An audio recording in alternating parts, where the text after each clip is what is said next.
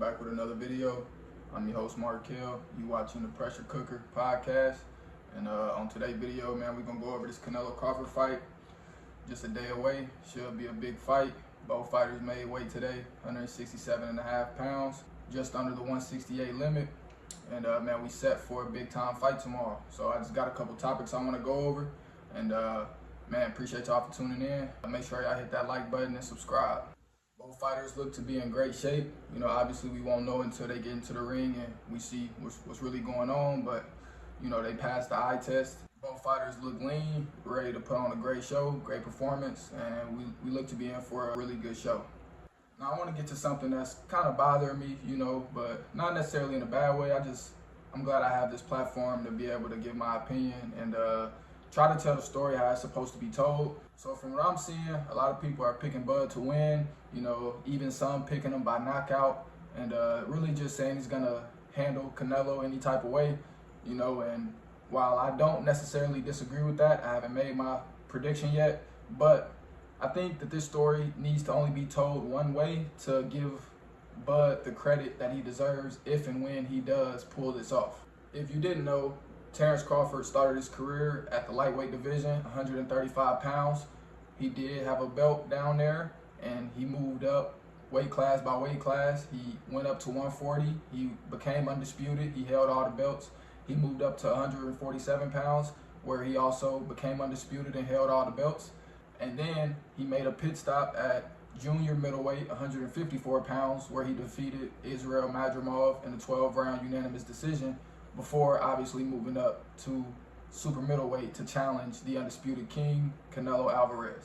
Now, I would be remiss if I didn't mention that Terrence Crawford, while he was at lighter weight divisions, namely 135 pounds lightweight, he was wobbled by Yuriorkis Gamboa. And while he was at 147, we seen him in some tough fights with Mean Machine Kavaliauskas, you know, where he did pull off the win, but some do believe he was dropped in that fight. I believe it was a push, but hey, I guess we'll never know. When he was wobbled at 135 by Gamboa, he's even mentioned it in interviews where he felt he was just overconfident, and obviously if you watch the video, he was attacking him with his hands down, which is a recipe for disaster and something he cannot do in this fight with Canelo Alvarez. He is shooting up to the super middleweight division with a 41-0 record, challenging the 63-2-2 undisputed king Canelo Alvarez. And while the weight does favor Canelo because that is his weight class, Bud is the taller fighter. He does have longer arms, and he has a higher knockout percentage than Canelo Alvarez. I just felt all of that was necessary to share because there's no way Bud gets the credit he deserves if everybody and their mama is picking him to just destroy Canelo, as if Canelo isn't who he is. While Bud is an amazing fighter, Canelo has been carrying the super middleweight division and also carrying boxing as well. And it would only be right to make sure we give him his flowers and boost him up as much as we can. So if Bud does pull this off, he gets the credit he deserves. I don't believe he'll get the credit he deserves if everybody is picking him to win. Just like when he fought Errol Spence, a lot of people were on the fence and a lot of people were actually picking Errol Spence to beat him. And so when he beat him in the manner in which he beat him, it was a shock to people. So if everyone is picking him to beat Canelo, we don't leave any room to be shocked. And I believe that is what creates greatness, and that's what makes legends, when they do things that people think can't be done. And if everybody is thinking that this can be done to Canelo, how does that leave room for Bud to grow his legacy? Now let's talk about Canelo. Canelo, 63-2-2, like I mentioned before. He had a draw early in his career and a draw against Gennady Golovkin in their first fight, which honestly, if I'm being just 100% truthful, I do believe he lost that fight, but I'm not the judge, so it really don't matter what I think when it comes to that. He is the current undisputed super middleweight champion with a flawless 10-0 record at that weight class, winning 10 of his last 11 fights. His one loss in those last 11 fights came from the hands of Dimitri Bivol, the light heavyweight champion, when Canelo moved up and dared to be great. And obviously it didn't work out for him and he was sent back down to super middleweight. I think it's only fair to mention that how Canelo has been carrying boxing. This fight is taking place on Mexican Independence Day weekend, obviously signifying that, he has the crowd and he has the backing for this fight. To place this fight on a date that favors him, it's going to be a pro Canelo crowd. So I just wanted to set the table for everybody to know that this is definitely a chance for Bud to be great. This isn't a walk in the park. This isn't a fight where I believe everyone should be picking him. Now, granted, I can't choose who people pick, and I know a lot of people are picking with their hearts, but if we're just talking pure skill and who this fight favors, it leans in the favor of Canelo because of the weight, because of the experience at the weight, and also, whether we like to mention it or not, Canelo has gotten some favorable decisions from the judges in his career, which I believe makes Bud have to do a little bit more just to win by a little bit, if you understand what I'm saying. Canelo has the experience advantage. He has more fights. Canelo has over 500 rounds boxed professionally, while Terence Crawford has just under 250 rounds boxed professionally. Both are experienced fighters, but the edge and experience goes to Canelo. With all that being said, with all the chips favoring Canelo, I think it just sets the table for Bud to do something special and do something amazing for the sport of boxing and for black fighters. And what's special about it isn't that Bud being a black fighter is going to beat Canelo, because Canelo has already lost to a black fighter. What makes it special is that Bud started his career at 135 and he's shooting up to 168, and he's not asking for a catch weight, meaning he's not asking Canelo to meet him at 164 pounds or 165 pounds. He's not asking for a rehydration clause, meaning after the weigh-in, Canelo would have a certain weight limit that he's allowed to reach before the fight. He's fighting Canelo at his weight with no disadvantages for Canelo, obviously no advantages for Bud. He just wants the opportunity to be great, and I think that that's something that we should commend him for.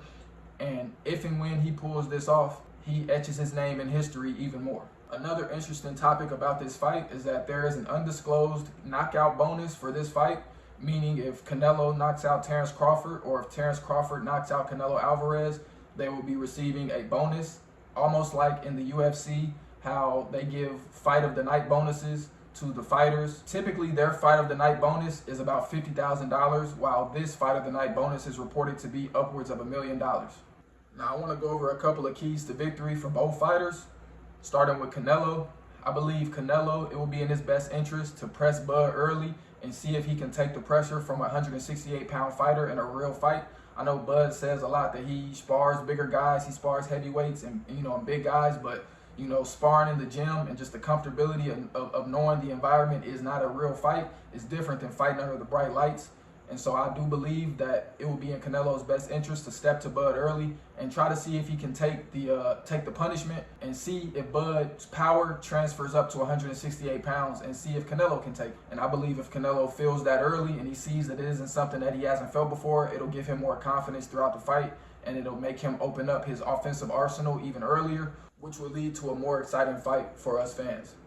Another key to victory for Canelo is if that tactic doesn't work, if you step to Crawford early and you try to press him out and he shows he can withstand it, I would say make sure you're being economical with your gas tank, because what you don't want to do with a fighter like Terence Crawford is press on the gas so much early that you don't have any gas late. Canelo has been known to have stamina issues in some of his fights, none of which have costed him to be knocked out or stopped in a fight. But this obviously could be different with a guy like Terence Crawford, who has a mean streak and who obviously goes for the knockout. For Terence Crawford, one of the keys to victory is similar to the one I mentioned for Canelo. Be very, very strategic with your gas tank, because what you don't want to do with a bigger fighter like Canelo, and even a skilled fighter like Canelo, because it isn't just the size for Canelo. He is a skilled fighter. He may even be more skilled than Terence Crawford when it comes to being an all-around fighter. You do not want to use so much energy early that you don't have any late, because both guys have the ability to deliver punishment late in fights, and I think both guys need to have enough in the tank or else it could get spooky late. Another key to victory for Terence Crawford is to stay off the ropes. Stay off the ropes. If you let Canelo wing them hard-ass punches on the ropes, it could lead to a short night. Canelo is a master at being deceptive with his punch placement.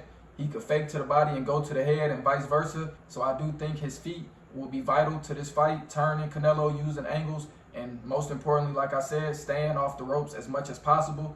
And one more key to victory for Terence Crawford, and honestly, this key to victory goes for both fighters, is to attack the body and attack it early We haven't seen too many guys go to the body of Terrence Crawford or Canelo Alvarez because they are such devastating counterpunchers and they're willing to take a body shot to attack the head. When you punch at someone's body, you're leaving your face open, and they both know that. So I know that they're going to be very tactical and strategic with their punch placement and their punch selection.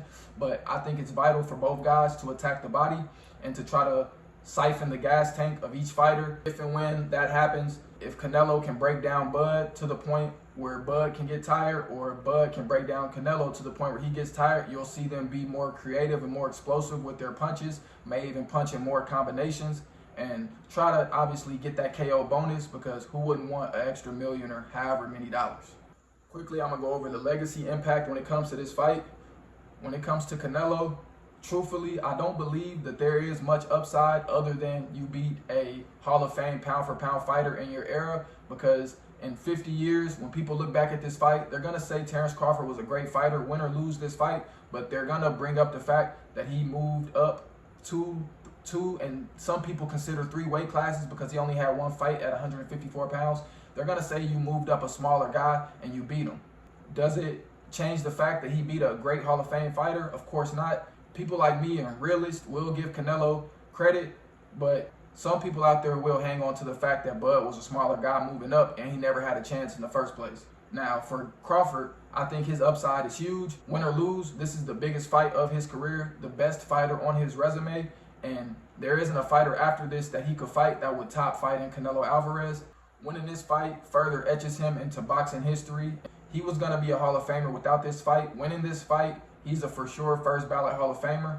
And certain conversations are going to have to be had when it comes to the best fighters of all time. Does this make him a top 5 fighter of all time? I don't believe so. There's been so many great elite fighters that it's going to be hard for him to get into those categories. But without a shadow of a doubt, it makes him one of the all-time greats and definitely one of the top fighters of this era for sure.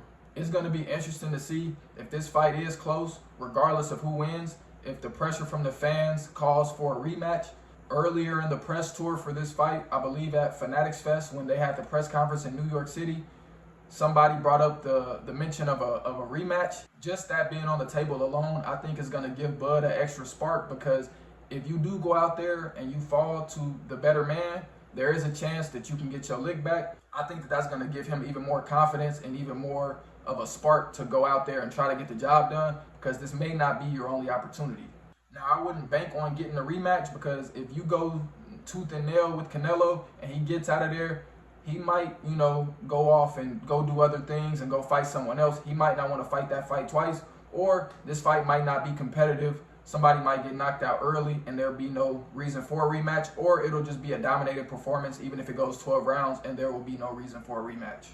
But just thought I'd throw that out there. One of the last things I want to cover is this fight is being promoted by Dana White, who we know from the UFC.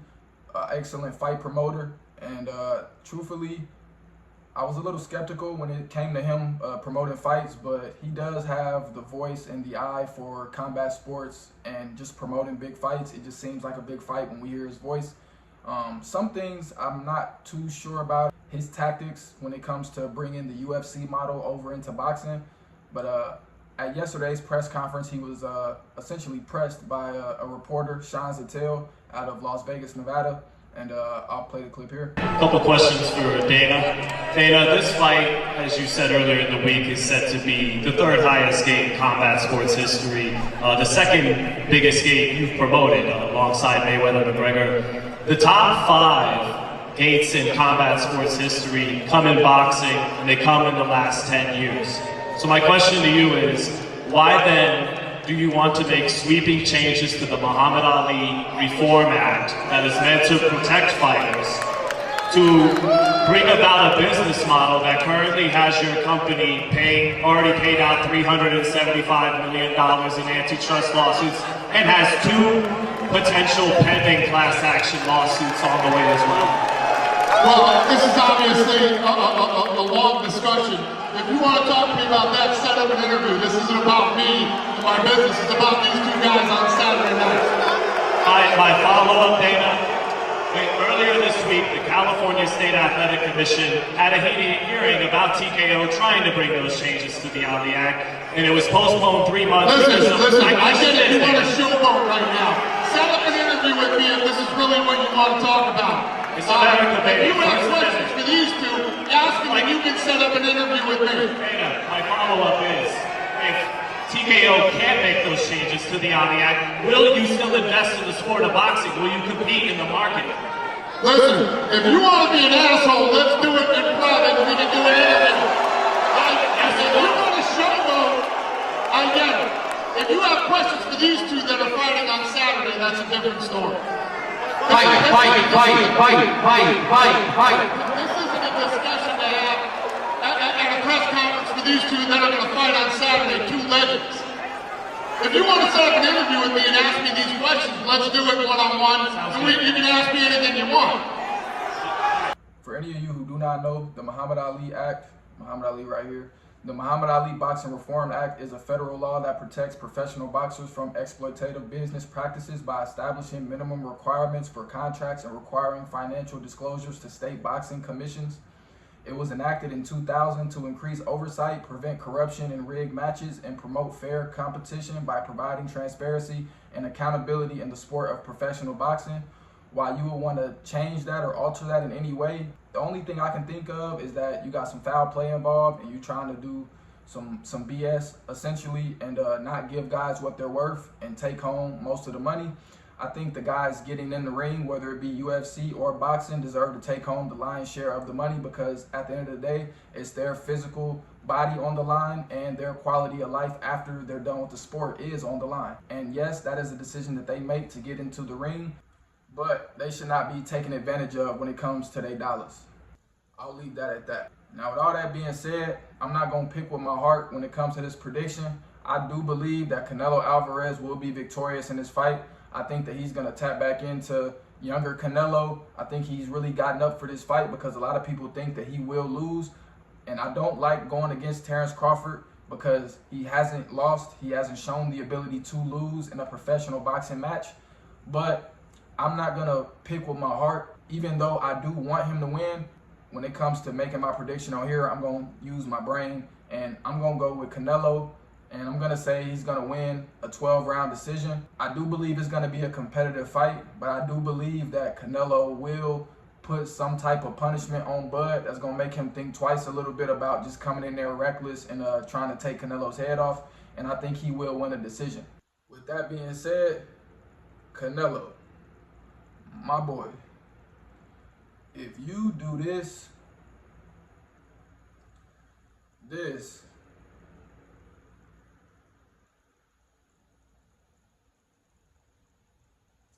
or even this to my boy, we will never forgive you. Let me say that again. We will never forgive you.